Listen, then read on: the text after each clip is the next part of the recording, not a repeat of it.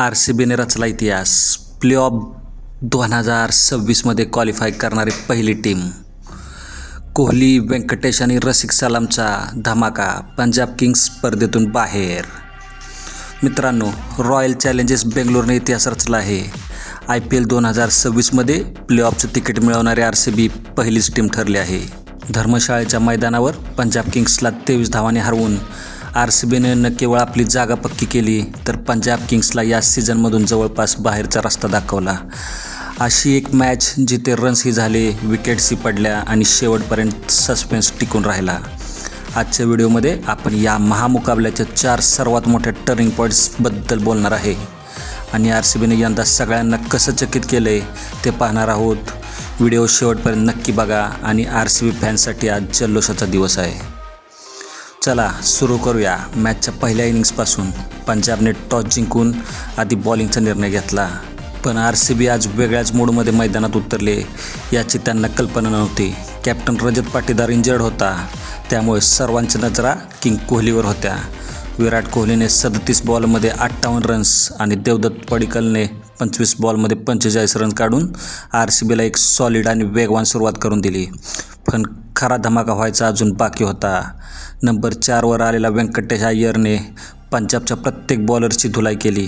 फक्त 40 बॉल्समध्ये त्याने 73 रनाची एक अशी तुफानी आणि नाबाद खेळी केली, ज्यामुळे RCBने बोर्डवर 222 रन उभे केले. पंजाबच्या बॉलर्सकडे अय्यरच्या शॉर्ट्स बॉल आणि यॉर्करचं काहीच उत्तर नव्हतं.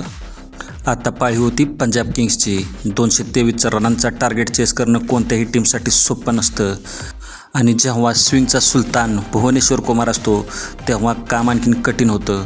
भुवीने पॉवर प्लेमध्ये पंजाबला असा झटका दिला की त्यांचा टॉप ऑर्डर पत्त्यांच्या बंगल्यासारखा कोसळला.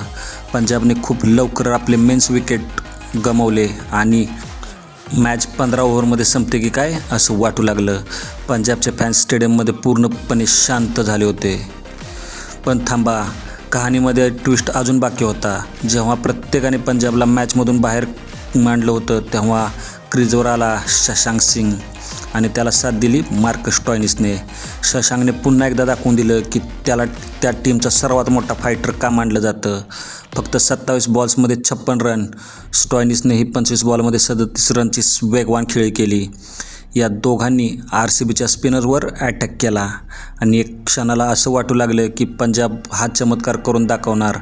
मॅच पूर्णपणे 50-50% झाली होती. अशा टाईट सिच्युएशनमध्ये RCBला गरज होती एका हिरोची आणि तो हिरो बनून समोर आला रसिक सलाम डार. रसिकने क्रुशियल टाईम्सवर येऊन ब्रेक थ्रू मिळवला आणि त्याने शशांक सिंगची मोठी विकेट घेतली आणि पंजाबच्या आशेवर पाणी फिरलं. रसिकने आपल्या 4 ओव्हर्समध्ये 36 रन देऊन 3 सर्वात महत्त्वाच्या विकेट्स घेतल्या.